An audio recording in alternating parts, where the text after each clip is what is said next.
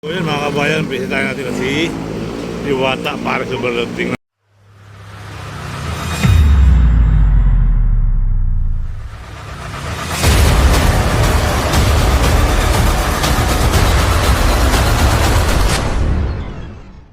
Diwata Pares kayo dito. Marami tao.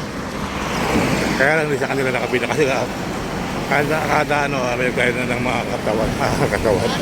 Pares, mami! O, diba? May kapi-kapi. So, hopefully, kami sasakyan dito ngayon, ha? Yan. Pumunta tayo kay Diwata, Pares Overload. Gustahin natin ngayong araw na to. Alright? Ano, mga kababayan? Diwata, Pares Overload. So, hopefully, tuloy ang buhay.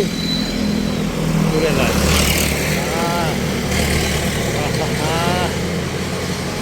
Oh, ho, ho. Oh, ho, ho. Ang preno. Diwata Pares Overload yan. May video okay kaya.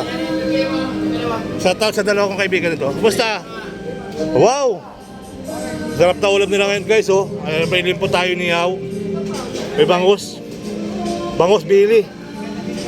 Pakasarap sa adobong manok, dinaguan, chicken inasal, at meron ding pork stick ba yun? Lechon, sapsoy, longganisa at chicken fry. Sisig.